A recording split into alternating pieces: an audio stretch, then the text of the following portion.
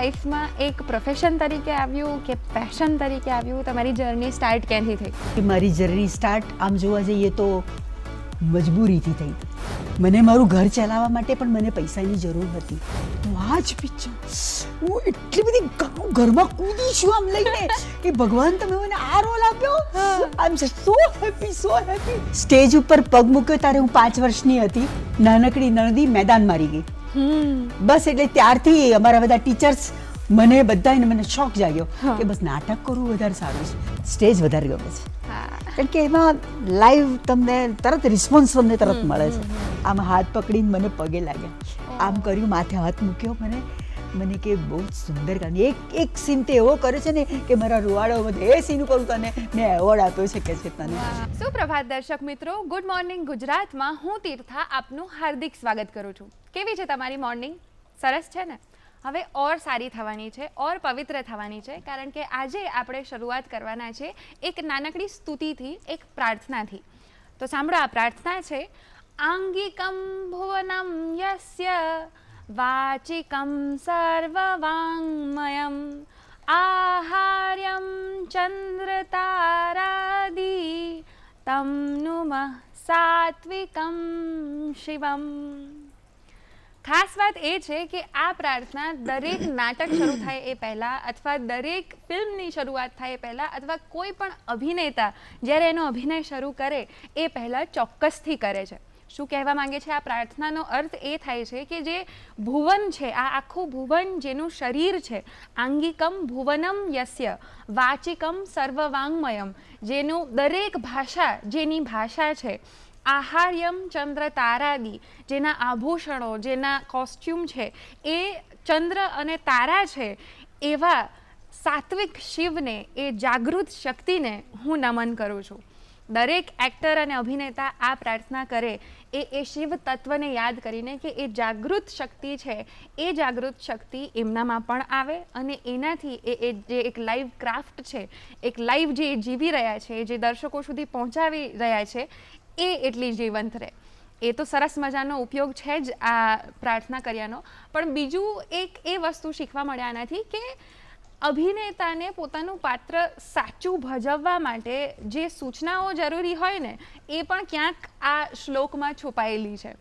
એ આંગિકમ ભુવનમ યસ્ય કહીએ તો આંગિક અભિનય હોય કે હું કઈ રીતના મારો હાથ આમ કરીશ, કઈ રીતના હું એને કરીશ, કે જે આંગિકથી મારા બોડીલી હું જે પ્રકારે એક્ટિંગ કરીશ એમાં એ એક્ટિંગ હોવી જોઈએ. તો એ આંગિક અભિનય હોવો જોઈએ. વાચિક અભિનય હોવો જોઈએ કે જે પણ બોલું છું, ડાયલોગ્સ જે હું બોલી રહી છું એ તમારા સુધી પહોંચે, તમને ગમે, એમાં જે પ્રકારનું લઢણ હોવું જોઈએ એ હોય, શબ્દ ઉચ્ચારણ જે રીતના હોવા જોઈએ, જે ભાવ આવવો જોઈએ, એ રીતનો ટોનેશન હોવો જોઈએ, એ એમાં હોય તો એ વાચિક અભિનય થયો. આહાર્ય અભિનય એટલે વેશભૂષા, મારા કોસ્ચ્યુમ્સ. હવે કોઈક રાણીનો હું રોલ કરી રહી છું, એમાં જો મેં એકદમ આવો સિમ્પલ ડ્રેસ પહેર્યો હોય તો એ ના સારું લાગે. રાણીને રાણીનો પોશાક પહેરવો પડે. તો એ આહાર્ય અભિનય કે જે કોસ્ચ્યુમ્સના લીધે એ એક કેરેક્ટર બહાર આવે છે, એ એને મદદરૂપ થવું જોઈએ. અને બીજું જે બહુ જ ઇમ્પોર્ટન્ટ છે, લાસ્ટ, એ સાત્વિક અભિનય. જે પણ એક્ટિંગ હું કરી રહી છું એમાં મારું એક ટ્રુથ હોવું જોઈએ, મારી એક સચ્ચાઈ હોવી જોઈએ. હું જો રાણી છું તો મને રાણી લાગવી જોવું, મારે પહેલાં બિલીવ કરવું જોઈએ. જે કન્વિક્શન જરૂરી હોય કે કોઈ પણ પાત્ર અભિનય કરતું હોય ત્યારે એને એ કરવું જરૂરી છે. તો આ 4 વસ્તુઓ જો કોઈ પણ અભિનેતા યાદ રાખશે એના પરફોર્મન્સ પહેલાં, તો એનું પરફોર્મન્સ ડેફિનેટલી બહુ જ સરસ થવાનું છે. એ આમાં સૂચના મળી રહી છે. અને જ્યારે પણ કોઈ પણ અભિનેતા એક પ્રકારની એક્ટિંગ કરવા લાગે પછી એટલી જ સારી એક્ટિંગ નેક્સ્ટ ટાઈમ કરે, એટલી જ સારી અને એટલી જ કન્વિન્સિંગ ફરી કરે, એ માટે એ લોકોએ એક રિયાઝ કરવો જોઈએ. એના માટે એક પ્રકારની ધગશ જોઈએ. તમારે એની અંદર ઘૂસી જવું પડે, એની અંદર મચી જવું પડે, અને એના માટે એક અલગ પ્રકારનું ડેડિકેશન જોઈએ. ભાગ્ય જેવા અમુક કલાકારો છે જે એ ડેડિકેટેડલી એમના ક્રાફ્ટ તરફ કામ કરતા હોય છે, અને વર્ષો વીતી જાય છતાં પણ એમણે ભજવેલા પાત્રો આપણને ચોક્કસપણે યાદ રહે છે, અને હવે આવનારા જે એમના પાત્રો છે એની આપણે આતુરતાથી રાહ જોતા હોઈએ છીએ. આજે આપણે જેમને મળવાના છીએ, જે આજે આપણા ગેસ્ટ છે, એ પણ એવા જ એક કલાકાર છે. 50-55 વર્ષથી એ અભિનય કરી રહ્યા છે. 30-35થી વધારે એમની ફિલ્મો છે, અસંખ્ય કિરદારો છે, અને એ ઉપરાંત તેઓ નાટકો પણ કરે છે, નાટકોમાં પણ કામ કરેલું છે. તો ગ્રેસ, બ્યુટી, ક્રાફ્ટ, કન્સિસ્ટન્સી અને એનર્જીની જે ડેફિનેશન છે એવા આજના આપણા ગેસ્ટ છે જયમિની ત્રિવેદી, જેઓ ગુજરાતી સિનેમાને, ગુજરાતી થિયેટરને રિપ્રેઝેન્ટ કરે છે. અને હું તો બહુ ઉત્સુક છું એમની સાથે વાતચીત કરવા. તો ચાલો એમનું સ્વાગત કરીએ અને જોડાઈ જાઓ એમની આ ઇન્સ્પિરેશનલ જર્નીમાં. નમસ્તે મેમ. નમસ્તે. બસ, તો અમે ગુડ મોર્નિંગ ગુજરાતનો સરસ મજાનો અમારો પ્રોગ્રામ છે, એમાં તમે આજે મોર્નિંગમાં આવ્યા છો, તો અમારી મોર્નિંગ ઓલરેડી ગુડ થઈ ગઈ. મારી પણ થઈ જ ગઈ છે. એનું કારણ છે વર્ષો પછી અહીંયા દૂરદર્શન ઉપર મેં પગ મૂક્યો છે, અને એ પણ ગુડ મોર્નિંગ ગુજરાતમાં. ગુડ મોર્નિંગ એટલે ગુડ મોર્નિંગ એટલે સુપ્રભાત, સરસ મજાની સવાર, એટલે મારી તો સુધરી જ ગઈ છે. બાકી તમારી સવાર આમ કેવી હોય છે? તમે સવારે ઉઠીને શું કરો? ના, હું સવારે ચોખ્ખું કહીશ, હું સવારે કોઈ દિવસ વહેલી નથી ઉઠતી. અચ્છા. 8:30-9 વાગે જ ઉઠું છું. મારી સવાર ત્યારે થાય છે, કારણ કે વર્ષોથી ટેવ પડી ગયેલી. મેં એટલા બધા નાટકો કર્યા છે કે શોમાં બહુ જર્ની હોય મારી. એટલે દાખલા તરીકે મહેસાણા સુધી શો હોય તો રાત્રે શો પતે પછી એ વખતે તો મેં જ્યારે કરતી હતી ત્યારે તો પેલા ગાડીની ઉપર બધો સેટ મુકાય, પછી બધા જમે આર્ટિસ્ટ, પછી પાછા આવે, એટલે 1.5-2 કલાક, એટલે આવતા આવતા લગભગ 3:30-4 જેવું તો થઈ જાય. એટલે અને અમુક શો તો મેં એવા કર્યા છે કે જે 1 મહિનામાં મેં 38 શો કર્યા છે. ઓહો. એટલે 2 શો હોય, 3 શો હોય, એવી રીતે કરીને મેં 38 શો કર્યા છે. એટલે આવીએ, સૂઈ જઈએ સવારે, પછી પાછા ઉઠીએ 2-3 વાગે, એટલે પાછા નીકળી જાઓ બીજા કોઈ ગામે. એટલે એ જે ટેવ પડી ગઈ હતી ને જે વર્ષોથી, કે મોડા જ ઉઠવાનું, પણ એ ફ્રેશ ના થાવ તો તમે સારી રીતે તમે કામ પણ ન કરી શકો. એટલે અને હવે ટેવ પડી ગઈ છે.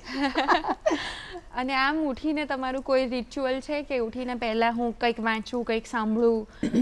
હા, એટલે ભગવાનનું તો મારે ચાલુ હોય છે સવારમાં ઉઠવું એટલે, કારણ કે હું શિવ ભક્ત છું. અચ્છા. કૃષ્ણ બી બહુ જ માનું છું, કૃષ્ણને પણ.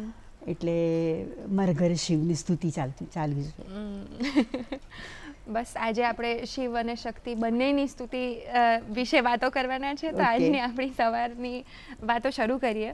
પહેલાં તો મારે એ જાણવું છે કે તમે આટલા વર્ષોથી કાર્યરત છો અને એક્ટિંગ કરી રહ્યા છો નોન સ્ટોપ, તો એક્ટિંગ તમારી લાઈફમાં એક પ્રોફેશન તરીકે આવ્યું કે પેશન તરીકે આવ્યું? તમારી જર્ની સ્ટાર્ટ ક્યાંથી થઈ?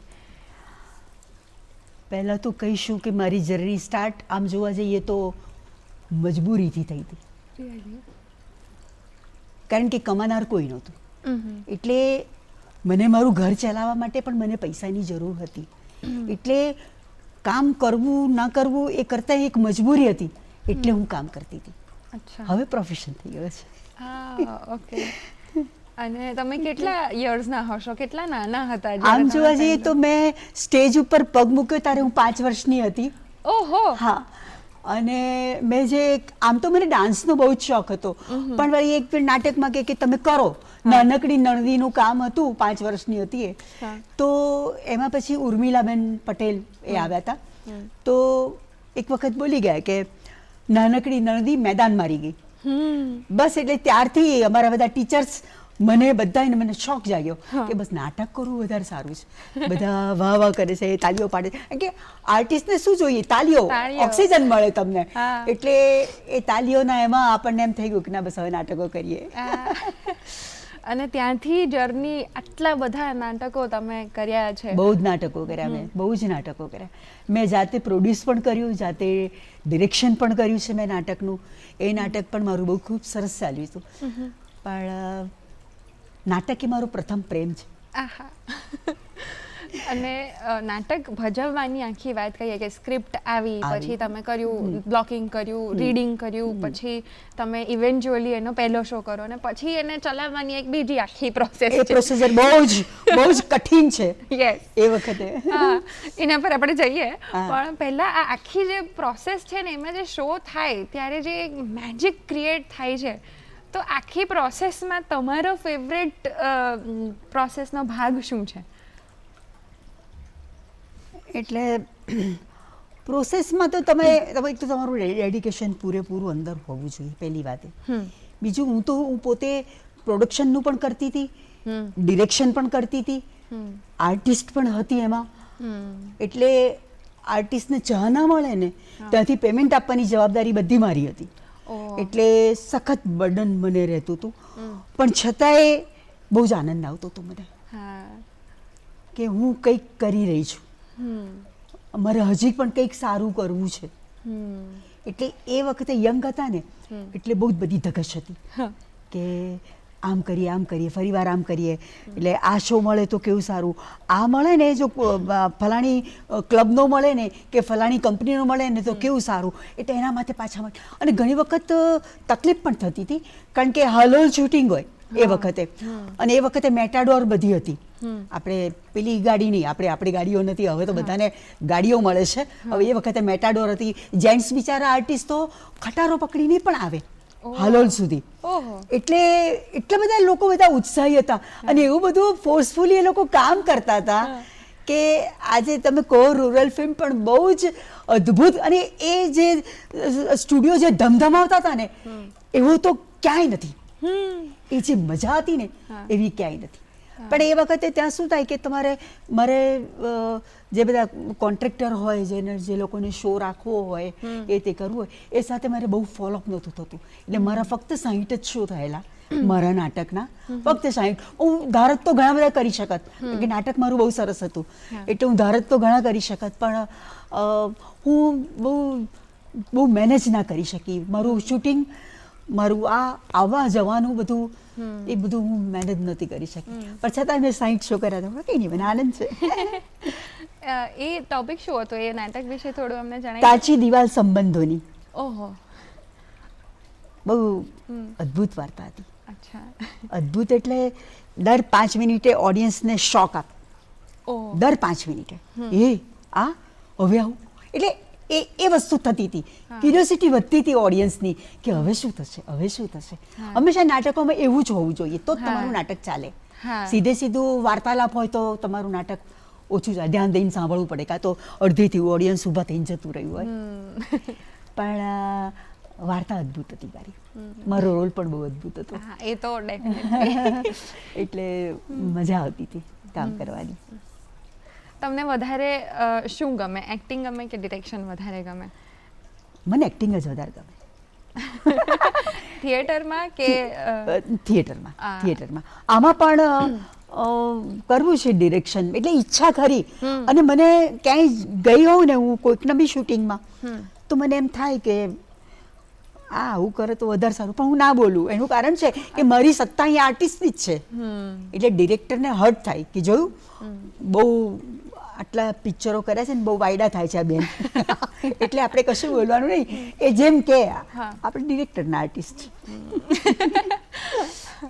પણ વાત કરીએ કે ડિરેક્શન નહીં, એક્ટિંગ ઇન ફિલ્મ અને એક્ટિંગ ઇન થિયેટર, એ બંનેના તમે બંને આટલા વર્ષોથી કર્યા છે, તો એ બંનેનો મેઇન ડિફરન્સ શું છે તમારા મતે? એક જ લાઈનમાં કહીશ તને, હું તારી સાથે ફોન ઉપર વાત કરું અને તારી સાથે રૂબરૂ વાત કરું એટલો ડિફરન્સ. વાવ, એટલો ડિફરન્સ. આટલું સચોટ કોઈએ જવાબ નથી આપ્યો આનો. આ પ્રોપર તમે એકદમ એક્ઝેક્ટ એક જ લાઈનમાં તને કહી દઈશ કે આટલો ડિફરન્સ. અને ફિલ્મની એક્ટિંગ જુદી છે, સિરિયલની એક્ટિંગ જુદી છે અને સ્ટેજની એક્ટિંગ જુદી છે. ત્રણેયમાં બહુ જ તફાવત છે. પહેલામાં લાઉડ કરો, લાઉડ અવાજ, લાઉડ રિએક્શન, તમારા એક્શન અને રિએક્શન બંને. તું ડાયલોગ બોલી તો તારા પણ રિએક્શન મારા ફેસ ઉપર આવવા જોઈએ. એટલે હું પોતે ડાયલોગ બોલતી હોય તો મારા પણ એક્શન રિએક્શન બધું આવવું જોઈએ. પણ એ સ્ટેજ ઉપર તમે થોડું લાઉડ કરો તો. બાકી ફિલ્મમાં તો બહુ લિમિટેશન્સ છે. બહુ લિમિટેશન્સ છે. સિરિયલમાં પણ લિમિટેશન્સ છે. એટલે મને ગમે છે સ્ટેજ વધારે ગમે છે. કારણ કે એમાં લાઈવ તમને તરત રિસ્પોન્સ તમને તરત મળે છે. એટલે તમે બકઅપ થઈ જાવ એકદમ. કામ કરીને તમને મજા આવે, પોરો ચડે છે ને કહેવાય ને એવું થાય. એ લાઈવમાં એ એક્ટરનું મીડિયમ થઈ જાય ને. એકવાર તમે નાટક બનાવી દીધું પછી રમો એવું થાય. એટલે એની જ મજા આવે અને એ છૂટ મળે કે હું ગમે તે રીતના રમી કાઢીશ. જે ઘણી વખત ભૂલો થાય હમ, ભૂલો થાય છે અમારે હા હા ઘણી વખત એક્ટિંગમાં નહીં એટલે આ ડાયલોગમાં. હા કારણ કે દાખલા તરીકે બહુ જર્ની કરીને આવ્યા હોય, આખું ઉજાગરો હોય, તો તમને અસર પડે, એટલે ફંબલ થવાય, હા. આ તે થઈ જાય. પણ અમે બધા જ આર્ટિસ્ટ, અમે લોકો પહેલા બધા સિઝન કલાકારો જ કામ કરતા હતા. બધા નવા તો બધા એની પાસે બહુ જ અમે મહેનત કરાવતા હતા. હા. પણ એ જે સિઝન કલાકાર હતા ને એકબીજાને વાળી લે હા કે કોઈની ભૂલ ઓડિયન્સને ના દેખાય. Right. થાય, માણસ માત્ર ભૂલને પાત્ર, બધાથી ભૂલ થાય છે, હા અમારાથી પણ થાય, હા પણ એ વાસી વાળવાની તમારી આવડત હોવી જોઈએ. હા. એટલે એવું છે. અને તમે કીધું કે તમે નવા કલાકારને ઘડતા હતા અને હા, એ હા. પ્રોસેસ રહી. પહેલા અમે લોકો શાંતિથી સારી રીતે કહેતા હતા. હવે તો કોઈ પણ કલાકારને નથી કહેતી કે તમે આમ કરો કે તમે આમ કરો. પણ અમે પહેલા તો અમે કલાકારોને કહીએ કે ભાઈ આમ કરશો, એ બી સરસ રીતે કહેવાનું. કલાકાર એટલે તો એની કિંમત કેટલી છે કલાકારની. હા. તો એટલે કલાકારને હંમેશા તમે રિસ્પેક્ટ આપો, તમે માન આપો ને, તો એ તમને માથું આપી દેશે. બિલકુલ. પણ તમે એની સાથે બહુ રૂડલી વાત કરો કે બહુ એ તે વાત કરો ને, તો એને કામ કરવાની મજા નહીં આવે, એ ઉત્સાહ નહીં આવે. ઉત્સાહ નહીં આવે તો એ કામ સારું નહીં કરી શકે. એટલે એ વસ્તુ જરૂરી છે કે આર્ટિસ્ટ નહીં, હું તો કહું છું કોઈને પણ, તમારા ઘરમાં કામ કરનારી બાઈને પણ તમે બહેન કહીને બોલાવો ને, હા તો એને વધારે ગમશે ને આપણે ઘર શાંતિથી કામ કરશે. હા. એવું છે. વાત કરીએ, પણ હું એવું પૂછતી હતી કે તમે જેમ નવા અમુક કલાકારોના જેમ ઘડતા હશો, તો તમે 5 વર્ષના હતા ત્યારે તમે મને કોઈએ નથી ઘડી. ઉપરથી આમ જે અમારા સિનિયર જે હતા ને, હા. એ લોકોને એમ થાય કે તું પહેલા બેસી જા, એટલે એ જે મેં થોડુંક એ અનુભવ્યું છે, હા એ હું મારા જુનિયર કલાકારો સાથે હું નથી કરતી. હા મારે એ જાણવું જ હતું કે તમે એ હું નાના નથી હતા કરતી. ત્યારે એનું શું કારણ હતું? છે કે આપણે એમાંથી પસાર થઈ ચૂકેલા છીએ. ઓકે. એટલે મને એવું કરવું નથી ગમતું. આર્ટિસ્ટ દરેક પોતપોતાની રીતે કામ કરે છે, પોતાનામાં આટલી ક્ષમતા છે, આટલી મર્યાદા છે, તો એ રીતે જ કામ કરે છે. એ સમજાવવાનું, એ શીખવાડવાનું કામ ડિરેક્ટરનું છે, મારું નથી.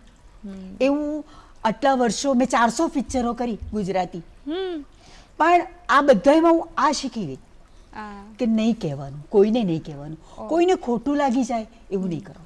હા એવું શીખી. અને આ લાઈનમાં શું છે બેન, કોઓપરેશન મસ્ટ.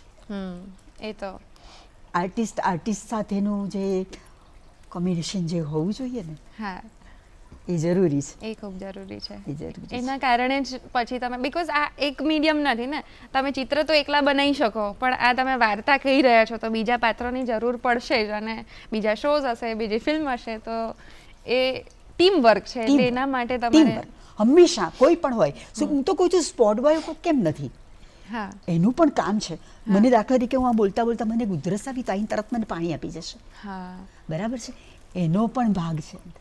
અને કોના નસીબનું શું ચાલે છે શું ખબર. હા બિલકુલ. હજી આપણે તમારે જર્ની વિશે, નાટકો વિશે અને ફિલ્મો વિશે વાત કરશું, પણ હાલ સમય થઈ ગયો છે એક બ્રેકનો. ઓકે, હું બી બ્રેક લઉં. તો દર્શક મિત્રો, મળીએ ગુડ મોર્નિંગ ગુજરાતમાં એક નાનકડા વિરામ બાદ. સુપ્રભાત દર્શક મિત્રો, ગુડ મોર્નિંગ ગુજરાતમાં ફરીથી આપ સૌનું સ્વાગત છે. આજે આપણા ગેસ્ટ છે જયમિની ત્રિવેદી મેમ, જેઓ ગુજરાતી થિયેટરના, ફિલ્મોના અને ટેલિવિઝન સિરીઝના એક અદ્ભુત કલાકાર છે. એમની સાથેની વાતચીત હવે આપણે ફરી કન્ટિન્યુ કરીએ. આપણે મેમ વાત કરી કે આ એક ટીમ એફર્ટ છે, કોઈ પણ એ નાટક હોય કે એ ફિલ્મ હોય કે ટેલિવિઝન સિરીઝ હોય, તો તમારા મુજબ નાટકની એક્ટિંગ અલગ, નાટકનો વ્યવહાર અલગ, કઈ રીતના નાટક ચાલે એ અલગ, ફિલ્મમાં એ તમે જોયું હશે એક્સપિરિયન્સથી કે એ અલગ છે. તો એક જે મને એવું લાગે છે કે તમે બહુ જ સરસ થિયેટર આર્ટિસ્ટ હો, પણ ફિલ્મમાં તમને એ સિમિલર ઓપોર્ચ્યુનિટીઝ મળે એ જરૂરી નથી. તો એ જે તફાવત છે એ કેમ છે કે તમે બહુ જ સરસ એક્ટર હો સ્ટેજ ઉપર, પણ ફિલ્મમાં રોલ્સ મળવા એનાથી કોઈ જ લેવા દેવા નથી, એવું કેમ છે અને શેના માટે છે તમને લાગે છે? એ મેં તને કીધું ને કે આખી ફિલ્મની વસ્તુ જ અલગ છે અને થિયેટરની વસ્તુ જ અલગ છે. એ બંનેમાં જે ચાલે ને એ જ સાચો આર્ટિસ્ટ. કારણ કે એક જ દાખલો આપું, પદ્મા રાણી, હમ. એમણે સ્ટેજ પણ કર્યું છે હા. અને એટલે થિયેટર પણ કર્યું છે અને ફિલ્મોમાં પણ બહુ જ એમણે કામ કર્યું છે. હા. કારણ કે એ બંને વચ્ચેનો તફાવત એ સમજતા હતા હમ. કે મારે સ્ટેજ ઉપર જઈને શું કરવાનું છે અને સ્ક્રીન પર જઈને મારે શું કરવાનું છે. એનો ડિફરન્સ બહુ નાની એક લકીર છે. હા. એ લકીર જો તૂટી જાય ને હમ. તો તમે ના આમનારો કે ના આમનારો. હમ. સ્ટેજમાં તમારે છેક ઝેડ સુધી બેસનાર વ્યક્તિને તમારે તમારો ડાયલોગ કે તમારા એક્સપ્રેશન તમારે બતાવવા પડે છે. હમ. અહીંયા તો મને તારી પર ગુસ્સે થઈ તો હા. આટલું જ મારે કે આ કરવાની જરૂર નથી. રાઈટ. એટલે એ લાઉડ એક્સપ્રેશન આપવાની જરૂર હતી. એમાં આંખો બોલે, આંખો બોલે. એટલે આ જે ડિફરન્સ છે ને એ સમજી જાય ને હા. એ જ બધામાં ચાલે. Okay. સરિતાબેન, હા. સરિતાબેન દાદી, સ્ટેજ ઉપરની થિયેટરની દાદી. પણ જેટલા પદ્માબેન સિનેમાઓમાં ચાલ્યા એટલા આ પણ જે સરિતાબેન જે સ્ટેજ ઉપર જે કરે ને એવું તો કોઈ ના કરી શકે. અદ્ભુત દાદી છે, સલામ છે એમને. પણ એ સ્ક્રીન ઉપર એટલા બધા ન ગયા જેટલા પદ્માબેન ગયા. પણ એ જે લકીર છે ને એ લકીર તમારે સાચવવી પડે. તમારા મુજબ શું છે? તમે શું પ્રોસેસ રાખો છો એ કરવાની? તમે પણ આટલી બધી ફિલ્મ્સ કરી છે. હા, તો એ કરવી જ પડે ને. એ તમારે સિનેમામાં પણ કરવી પડે ને થિયેટરમાં પણ કરવી પડે.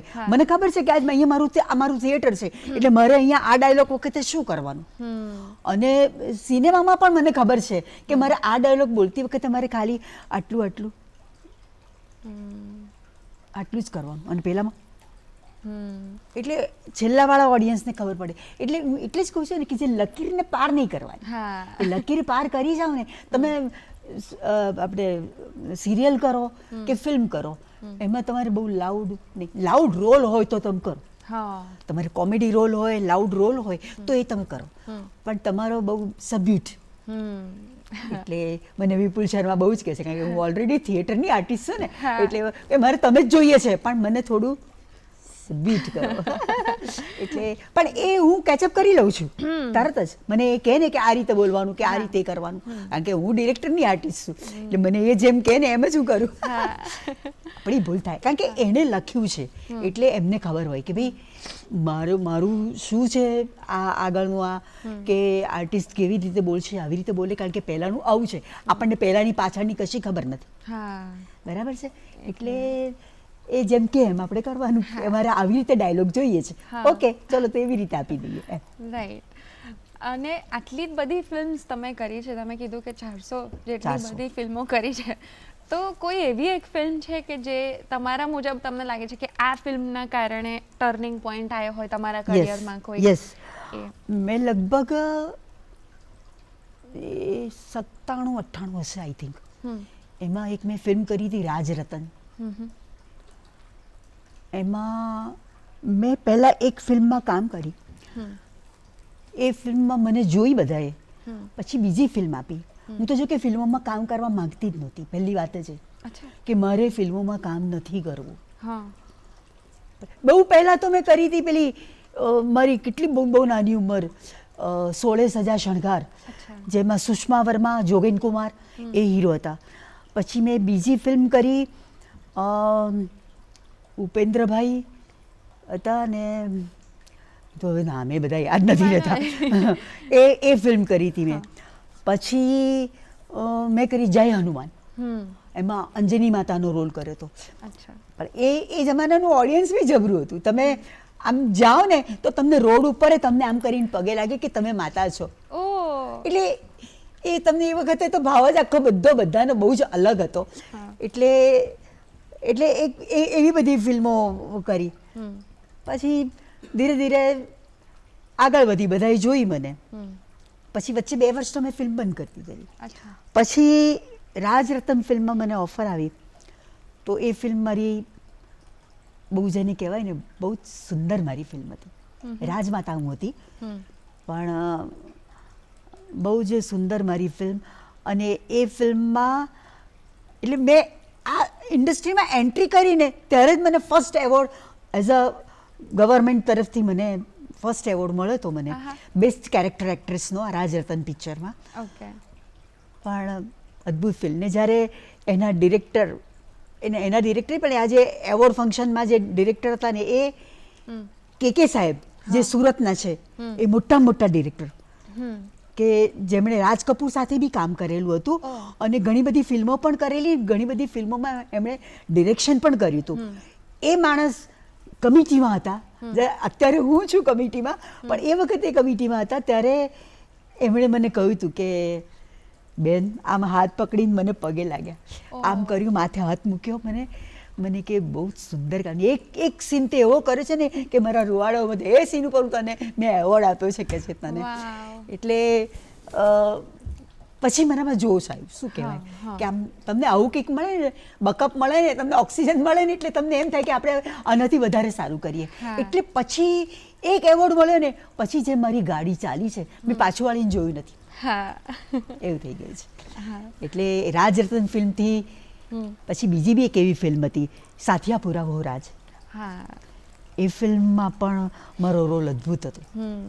2 જન્મ સુધી 3 જન્મ સુધી મારું હતું અને રોલમાં પણ શું કહેવાય કે ડિફરન્ટ રોલ હતો. પહેલા યંગ હતી, પછી એજ થાય, એ એજ પ્રમાણે કેવી રીતે વાત કરવી, કેવી રીતે બોલવું, કેવી રીતે ચાલવું. એટલે 2 ફિલ્મ મારી એક જ વર્ષમાં રિલીઝ થઈ હતી. પણ છતાંય મને રાજ રતનમાં આપ્યો. મને એમ હતું કે મને આમાં આપશે, પણ અને ઓડિયન્સને પણ તમારું પરફોર્મન્સ એટલું જ ગમતું આવ્યું છે અને મને તો વર્સેટાલિટી બહુ ગમે છે તમારામાં, કેમ કે કોમેડી પણ તમે એટલી સરસ કરી શકું છું, ડ્રામા પણ એટલો સરસ કરો. અને નેગેટિવ રોલ પણ મને નેગેટિવ રોલમાં પણ દશામાની ફિલ્મ કરી હતી મેં, તો એમાં મને બેસ્ટ નેગેટિવ રોલમાં મને એવોર્ડ મળ્યો હતો. હા, એટલે મને બધી જ ટાઈપના રોલ કરવા ગમે છે. એક ટાઈપમાં આમ બેસી રહ્યું કે આપણે મોનોટોનસ એવું બધું મને નથી ગમતું. મને એમ થાય કે ડિફરન્ટ ટાઈપના રોલ કરવાની મજા આવે તમને. એટલે જો કે એક ફિલ્મ મેં કરી હતી એમાં જબરજસ્ત નેગેટિવ રોલ હતો. પછી આ પ્રમોશનમાં લઈ જાય ને તો ગઈ, સ્ટેજ ઉપર ગઈ, પછી બધા મને બેન બેન બેન બેન આ બધું કર. પછી મને કે બેન એક વાત કહું, તમને ખરાબ નહીં લાગે ને? મેં કહ્યું ના, કેમ? તો કે બહુ તમે સરસ એક્ટિંગ કરો છો. મેં કીધું થેન્ક યુ. પછી મને કે પણ આવા રોલ તમારે નહીં કરવાના. એમાં એક ડિફરન્સ છે, તમે રોલ બધા જ કરી શકો, બરાબર છે. હું નેગેટિવ કરું, કોમેડી કરું ને સિરિયસ બી રોલ કરું, પણ તમારો ફેસ છે ને એ બહુ તમને સાથ આપતો હોય. એમાં બધા કે મારો ફેસ છે ને સોબર છે, એટલે તમે સિરિયસ ટ્રેજેડી રોલ કરો ને તમે તો એમાં હું વધારે ડરી જાઉં થોડી. એટલે શું છે કે પછી બધા મને એવા રોલ મળવા લાગ્યા, પણ મને ગમે નેગેટિવ રોલ પણ ગમે અને કોમેડી રોલ પણ ગમે. કોમેડી તો બહુ જ ગમે, કારણ કે એમાં શું છે ડાયલોગ ડિલિવરીની મજા છે. ટ્રેજેડી રોલમાં શું છે, જે લખ્યું જ છે રાઇટરે, દુઃખદાયક ડાયલોગ બધા લખેલા જ છે, એ તમે સહેજ ગ્લિસરી ના જો કે તમે એમને બી તમને રડવું આવી જાય, એ કરીને તમે સહેજ આ દુઃખિયારું મોઢું કરીને તમે બોલી દો તો તમે પાસ થઈ જાઓ. પણ કોમેડી ઓડિયન્સને હસાવવું બહુ તકલીફ છે. રાઈટ. એટલે ગમે, આમ તો કોમેડી રોલ વધારે ગમે, કેમકે હું એમને કોમેડિયન છું, કોમેડી છું. મને આમ બેઠા બેઠા હસવું ને તે કરવું મને વધારે ગમે. એ તો નાટક વાળા છો ને, એ નિખાલસતા છે, એ જે ફ્રેશનેસ છે, એ બધું થોડું લાઇટલી રાખવું એ ગમે એવું મારું માનવું છે, પણ હું ખોટી બી હોઈ શકું. પણ આટલા વર્ષોથી તમે આટલી બધી ફિલ્મ્સ કરી, વચ્ચે તમે કીધું કે બંધ કરી હતી કે ફિલ્મ્સ નથી કરતા, તો મને એવું થાય છે કે બીકોઝ આજકાલની જનરેશનમાં ઘણા લોકોને આમ સેલ્ફ ડાઉટના કારણે અમુક નથી કરવું, ઘણા લોકો મજબૂરીમાં ના કરે, પણ એવું તમને શું કામ નથી કરવું? રંગ દેવતાએ આટલી બધી તમને, શંકર દાદાએ, મહાદેવે તમને આટલી તમને સરસ તમારામાં કલા આપી છે, પછી બંધ કરવાનું શું કામ? મારી બેબી આવવાની હતી, બેબી નાની હતી ને એટલે મેં નથી કરી, બાકીની તો બંધ શું કરવા કરી. હું તો, મારું તો એવું છે કે મારું મોત પણ સ્ટેજ ઉપર થાય. ઓ માય ગોડ, એટલી બધી મને કલા પ્રત્યેની એ છે. અને હું તો બ્રાહ્મણ છું અને મહાદેવના આશીર્વાદ છે મારી ઉપર. એટલે બંધ કશું ના કરીએ. કોઈ પ્રોડ્યુસરને આપણે ન જોઈતા હોય કે આપણે એ એમાં આપણે સૂટ ન થતા હોઈએ તો આપણને હા. ના લે. હા એવો મને કોઈ દિવસ મને રંજ બી નથી રહ્યો હમ કે મને કેમ. મેં બહુ જ ફિલ્મો કરી છે, હા. બહુ ફિલ્મો કરી છે, બહુ નાટકો કર્યા છે, ઘણી બધી સિરિયલ અહીંયા આજ અમે આની ઉપર જ બધી ધમધમાયું છે બધું, એટલે બહુ જ બધું કર્યું છે. હા. એટલે હવે કંઈ એવું નથી કે ના મળી જાય, આમ સેટિસ્ફાઈડ. કંઈક બીજું આવશે. બીજું આવશે. હા પણ એ ધીરજ એક આર્ટિસ્ટમાં Patience. હોવી જરૂરી છે. Patience એ must. કઈ રીતના તમે કહી શકો ખાસ યંગ એક્ટરોને, કારણ કે આજકાલ આ લોકો patience યંગમાં નથી. તો પેશન્સ બિલકુલ નથી, ઓછી છે. હમ જવાબદારી હશે કદાચ, હું એવું માનું છું. હા. કારણ કે યંગ છે એટલે એ લોકોને બી, દાખલા તરીકે છોકરાઓ હશે તો એ લોકોને કમાવાનું, કે ઘરે પૈસા આપવાના, કે હું આટલા કમાઈને લાવ્યો, કે આ છે તે છે, એનું પ્રેશર હશે. હા. છોકરીઓને બી ઘરે કામ કરીને આવતી હોય, કે ઘરે જઈને કામ કરવાનું હોય, એવા બધા બી પ્રેશર હોય છે. એટલે એટલે હોતું હશે. સમગ્ર તમારે આમાં તમારી જાતને સોંપી દેવી, એવું ઓછું બધું. એ હવે પોસિબલ નથી. આઈ થિંક કદાચ એ પણ રીઝન. અત્યારના લોકોમાં ધીરજનો બહુ જ અભાવ છે, સંતોષ નથી. હા હું એ જ કહેવી. જેને સેટિસ્ફેક્શન કહેવાય ને એવું નથી. હા એટલે- લાઈફ જ એટલી ફાસ્ટ થઈ રહી છે. અને બીજું કોઈને રિસ્પેક્ટ આપવું, એવું પણ અત્યારની જનરેશનમાં થોડું ઓછું જણાય છે. ગણાય છે બધા, ઘણા સારા છે બધા, પણ બદલાવાનું આપણે. દરેક માણસ સરખા નથી હોતા, રાઈટ. એટલે આપણે બદલાવાનું. બરાબર ને? આજ તમારો પણ મોટિવેશન આટલા વર્ષોથી કે જે નથી ના, હું ચાલુ છું એટલે જ, કારણ કે જો કે મારો સ્વભાવ એવો છે. હમ મેં નથી, મને યાદ કરવું પડે કે મેં ક્યારે કોઈની સાથે ઝઘડો કર્યો, કોની સાથે હું ઝઘડી, હા એવું મારે યાદ કરવું પડે. અ, એટલે શું છે કે અત્યારે તમે બહાર, તમે ફિલ્ડમાં તમે કોઈ બી જગ્યાએ કહો કે જેમિનીબેનનો સ્વભાવ કેવો, બહુ આમ સ્ટ્રીક લાગુ, કારણ કે મારે એકલે હાથે બધું આ બધું એ કરવું પડે. પણ કોઈને ઉતારી પાડવાના, કોઈને આ કરવાનું તે કરવાનું, કોઈ કંઈક મુસીબતમાં આવી ગયું, કોઈ કંઈક દુઃખી થઈ ગયું, તો હું પહેલી એની પાસે જાઉં. એટલે એ સ્વભાવ છે. એટલે એ લોકોને એમ થાય, ડરે નહીં. પહેલા ડરે હું બેઠી હોઉં તો, જે આ બેઠી હોય ને તો થોડું ડર લાગે થોડો, લાગે પણ એ રાખવો પડે થોડો. હા. આપણે એક તો લેડીઝ છીએ, પહેલી વાતે લેડીઝને થોડો રાખવો પડે, કરપ રાખવો પડે.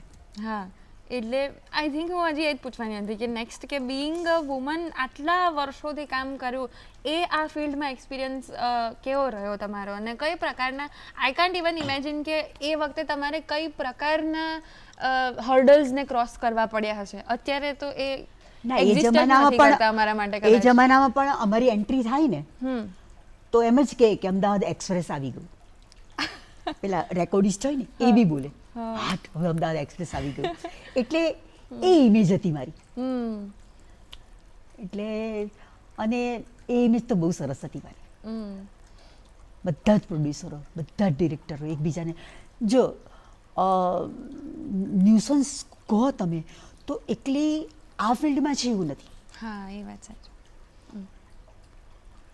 હા હા તમે સ્કૂલમાં જાઓ, કોલેજોમાં જાઓ, સરકારી ઓફિસોમાં જાઓ, કોઈ પણ જગ્યાએ જાઓ, ન્યુસન્સ તો બધે છે. હા એટલે તમે આ લાઈનને તમે બદનામ કરો એવું તો નથી, એવું ને. એ તમારી ઉપર આધાર છે. રાઈટ. આંગળી આપણને પહોંચો કર્યો જાઓ એવું ના બને, બરાબર ને? તમે આંગળી આપો તો કોઈ પહોંચો કર્યો, આંગળી શું કરવા આપવાની જરૂર? એટલે બધા જ સારા છે, તમે ખરાબ બનાવો છો, બધા જ સારા છે. હા પણ તમે જરી લપડા વેડા કરી, આ તે કરીને, એટલે કોઈ બી જગ્યાની વાત કરું છું, આપણા ફિલ્ડની વાત નથી કરતી, કોઈ પણ જગ્યાની વાત કરું છું. આવું બધું નાનું મોટું તો બધું તમારે કેવી રીતે રહેવું છે એ તમારે છે. આફ્ટર ઓલ તમે જેટલા ટ્રુ રહી શકો તમારા કેરેક્ટરમાં, કેરેક્ટરમાં. તમે જે રીતના અને તમારી મેં જે રીતના રોલ કર્યા છે ને, ટ્રેઝડી રોલ, તો એટલે લોકો બધા આમ જ કરે. એટલે મને એક જે રિસ્પેક્ટથી જે જોઈ છે ને, એટલે હવે મારે બનાવવું પડે એવું નથી. રાઈટ. અને એટલા વર્ષોથી અત્યાર સુધી જે ડિફરન્સ પણ આવ્યો છે ને એક પ્રકારના રોલ્સમાં, તો ખાસ વુમનના જે રોલ છે ગુજરાતી સિનેમામાં આટલા વર્ષોથી જે લખાય, નાટકની પણ વાત કરી શકીએ આપણે, પણ એક જ પ્રકારના રોલ ક્યાંય સુધી ચાલતા જ રહેતા હતા. હવે બદલાયા છે એવું બદલાયા લાગી રહ્યું છે, તો તમારું એના વિષય પર શું માનવું છે? બદલાયા તો છે પણ જુદી રીતે બદલાયા છે. કઈ રીતે તમે? પહેલાં બધા મને લોકો એવું કહેતા હતા કે તમે એટલે મને મધરનો રોલ મળે અને મેં મોટાભાગના વિધવાના રોલ કરેલા છે. વિધવા તો કે કેમ તમે તો આમ સરસ લાગો છો, તમે કેમ આવા વિધવા? કારણ કે વિધવામાં શું હોય, એ લોકો તો પહેલાં તો વ્હાઈટ સાડી જ તમને આપે. હા, બરાબર છે. પછી માથે ઓઢવાનું હોય, કાં તો પેચ લગાવો. કારણ કે નરેશ કનોડિયા રોલ કરે અને હું બહુ નાની લાગું, એટલે એની મધરનો રોલ કરું તો એટલે મને પેચ લગાડવો જ પડે. એટલે હવે મને કે તમે યાર આટલા બધા યંગ ને તમે કેમ આવું બધું કરશો? પછી મેં કીધું ના, મને ગમે છે એટલા માટે કારણ કે હું એકલી છું. મારા એ જે ફિલ્મમાં જે મારું ઘર, મારું કુટુંબ જે બતાવ્યું છે એમાં હું એકલી છું અને બધાની સાથે મારે લડવાનું છે. મારી સાથે કોઈ હોય પેરમાં કે કોઈ બી હોય તો ડિવાઈડ થઈ જાય. આ તો વિધવા એકલી જ ફાઇટ કરે. એટલે મેં કીધું કે મને મારા રોલમાં દમ મળે, એટલે મને ગમે છે. અને અત્યારના જે વુમન્સના જે બધા રોલ આવ્યા છે એટલે બધા પાવરફુલ નથી આવ્યા જે અમે લોકોએ કર્યા છે. અત્યારે શું છે કે એમાં પાવરફુલ રોલ નથી આવતા કોઈ, અને આવે તો બધું મને અમુક પસંદ નથી આવ્યા. જે અત્યારના જે બધા રોલ કર્યા છે ને બધા પસંદ નથી, બધું ડિવાઈડ થઈ ગયેલું હોય છે. એટલે અને મેં જે કર્યા છે ને રોલ, એટલે બધાને એમ થાય કે તમે રૂરલ ફિલ્મને આમ કરો છો તેમ કરો છો. નહીં, ફિલ્મ એટલે એન્ટરટેનમેન્ટ એન્ડ એન્ટરટેનમેન્ટ. કોઈ પણ ફિલ્મ હોય, પહેલાં આવી ચાલતી હતી, આ ટાઈપની ફિલ્મો ચાલતી હતી. લોકોએ આ જ ફિલ્મોને અમે તો ગોલ્ડન જ્યુબિલીઓ કરેલી છે એ વખતે. તો અમે જ્યારે આ પ્રમોશનમાં જઈએ ને ત્યારે પોલીસો હોય અને આમ દોરડા બાંધેલા હોય અને અમારે વચ્ચે ચાલવાનું, એવો જમાનો હતો. અત્યારે આ જયમિની બેન જઈ રહ્યા છે, પેલામાં આવે છે ને એ, એટલે અત્યારે આ થઈ ગયું છે. તમે ગમે તેટલા તમે સારા રોલ કરો કે ગમે તેટલી તમારી પેલી, એટલે અત્યારની જનરેશનમાં રિસ્પેક્ટ જેવું કશું નથી. જોકે હું બધાને આપું છું, કોઈ મને આપે કે ના આપે. મારાથી નાનો ડિરેક્ટર હોય, નાનો પ્રોડ્યુસર હોય કે નાના કલાકાર હોય, બધાને રિસ્પેક્ટ આપવાનું. ભલે નાની હોય તો આપણે એનું નામ દઈને બોલાવીએ પણ એને માન આપવાનું. એટલે હવે જે આજના એમાં નથી. અને એવો કોઈ માનો રોલ એવો આવ્યો, જો કે બીજા બધાને આવ્યો છે, મારા ભાગમાં તો નથી આવ્યો હજી એવો રોલ. કરીશ મેં અર્બન ફિલ્મો પણ મેં ઘણી કરી છે, પણ ઓછી કરી છે જે રૂરલ કરી. કઈ પ્રકારની, જો હવે અત્યારના કન્ટેક્સમાં અમુક ફિલ્મ જોઈએ તો તમે હજી તો આટલા એનર્જેટિક છો, આટલી સરસ એક્ટિંગ હજુ કરી જ રહ્યા છો, તો કયા પ્રકારના રોલ હવે જો તમને મળશે તો તમને કરવા બહુ ગમશે? એક ફિલ્મ હતી મેરા ઘર મેરે બચ્ચે, હિન્દી ફિલ્મ હતી. સ્મિતા પાટીલ, રાજ બબ્બર ને એ લોકોએ રોલ કર્યો હતો. જે હું ફિલ્મ જોવા ગઈ, બસ એક જ ઇમેજિન કર્યું કે સાલા આવો રોલ મળે તો કામ મજા આવી જાય. અને તું નહીં માને, અઠવાડિયા 10 દિવસની અંદર મારા હાથમાં સ્ક્રિપ્ટ આવી. ઓહો! આશીર્વાદ નાટક હતું. અને આ તો આ જ પિક્ચર, હું એટલી બધી ઘરમાં કૂદી છું આમ લઈને કે ભગવાન તમે મને આ રોલ આપ્યો, આઈ એમ સો હેપી. અને એ રોલ કરવાની જે મને મજા આવી હતી, પણ પ્રોડ્યુસર એવો નબળો હતો કે એણે 3-4 શોમાં એણે નાટક બંધ કરી દીધું. પણ એવું ગમે ખરું કે આવો રોલ મળે તો કેવું સારું. એટલે હજી પણ મને કોઈ આગળ નવા કામ એટલે કેરેક્ટર રોલ કરવાની મને ઈચ્છા ખરી. ચોક્કસથી તમને મળશે. તમારી એનર્જી એટલી છે કે હજી તો બીજા 50 વર્ષો તમે કરી શકો છો. ઓડિયન્સનો પ્રેમ છે ભાઈ, એટલે આટલું રહીએ છીએ આપણે. લાસ્ટમાં અમે થોડોક એક રેપિડ ફાયર રાઉન્ડ બનાવ્યો છે, એટલે બહુ વિચારવાનું નહીં, ખાલી આમ ફટાફટ જવાબ આપવાના, એવું સિમ્પલ જ ક્વેશ્ચન્સ છે. તો એ રમીએ આપણે તમારી જોડે. Thank you. Start. Script late મળે તો પેનિક થાય કે થઈ જશે એટીટ્યુડ? ના, પેનિક થવાય. હે ને? થવાય. થવાય, કારણ કે બોલવાનું છે આપણે, હા દેખાવાના છે ઓડિયન્સમાં આપણે, હા. એટલે પેનિક તો થઈ જાવ, ભાઈ આપો ને જલ્દી, શું કરો છો તમે, ક્યારે વાંચીશું, ક્યારે બોલીશ, એવું થાય. રાઈટ. સેટ પર બ્રેક ઇમ્પોર્ટન્ટ છે કે હંમેશા શૂટ ચાલુ હોવું જોઈએ? ના ભાઈ ના, બ્રેક થોડો કમ્પલસરી હોવો જ જોઈએ ને. હા. ચા પાણી નાસ્તા બધાય માટે બ્રેક તો હોવો જ જોઈએ ને, જમવાનું આવે અને કોઈક બીજાનો સીન ચાલતો હોય તો આરામ પણ કરી લઈએ, એટલે થોડો બ્રેક જોઈએ થોડો, સાચે તો જ બીજો સીન સારો કરી શકો તમે. That is essential. ડાયલોગ ભૂલી ગયા હો ક્યારે, એવું થયું છે અત્યાર સુધી? ભૂલી જવાય ને, ઓકે. ભૂલી જવાય, પણ એ તો હવેની ટેકનિક બધી એવી થઈ ગઈ છે કે કટ ચલો ફરીથી, કટ ચલો ફરીથી. પહેલા એવું નહોતું, પહેલા તો મેગેઝિન હતી એ ફિલ્મોમાં તો એક ટેક તમારે ફરીથી કરવો પડે તો પ્રોડ્યુસરનું 3,000 રૂપિયાનું નુકસાન. એટલે એવા જ આર્ટિસ્ટને લે કે જે વન ટેક ઓકે આપે, એવું હતું. બરાબર. કોઈ એવો નેગેટિવ રોલ છે કે જે તમે સિક્રેટલી એન્જોય કરતા હો પ્લે કરવાનો? હું તો ઘણા બધા નેગેટિવ રોલ ઈચ્છું છું કે મને મળે, પણ નથી હાલતા. હવે આપશે ચોક્કસ, એ તો મેં કીધું કે હજી બહુ લાંબી નહીં છે. કહું છું ને, ઓડિયન્સે મને એવું કીધું કે તમે બધા રોલ બહુ સરસ, તમે આમાંય રોલ બહુ સરસ કર્યો, પણ તમને શૂટ નથી કરતો બેન, તમે તો પેલો જ રોલ કરો, એમ રડતી માં. થશે, તમે કરી શકશો. ફર્સ્ટ ડે ઓન સેટ હોય કોઈ નવા સેટ ઉપર, તો ક્યારેક હજુ નર્વસ ફીલ થાય છે તમને કે હવે નોર્મલ થઈ ગયું છે? આમ તો નોર્મલ થઈ ગયું છે, પણ ઘણી વખત જો રોલ હાર્ડ પેલો એવો એ ટાઈપનો રોલ જો હોય ને તો એમ થાય કે કેવું ક્વેશ્ચન આવી જાય, કેવું થશે, કેવું. પણ રંગ દેવતાની અત્યાર સુધીની મારી મહેરબાની છે કે હું એક વખત સ્ટેજ ઉપર ઘૂસી કે ગમે ત્યાં ઘૂસી તો એ થઈ જાય, પછી થઈ જાય. કેમેરા ક્લોઝઅપ જ્યારે લાગે ત્યારે તમારું મગજ એકદમ ફૂલ ફોકસ હોય કે બહુ જ શાંત હોય? ના, ફોકસ જ હોય ને એકદમ માનસિક રીતે, પણ અમુક લોકો શાંત રહે તો ઇમ્પ્રોવાઇઝ કરી શકે એવું હોય, એટલે પણ focus is better, I would also think. Gujarati ઇન્ડસ્ટ્રીમાં બિગેસ્ટ ચેન્જ કયા એસ્પેક્ટમાં આવવા જોઈએ? પહેલું તો એટલે અત્યારનું કહું કે ઘણા બધા ચેન્જ આવવા જોઈએ. આમ તો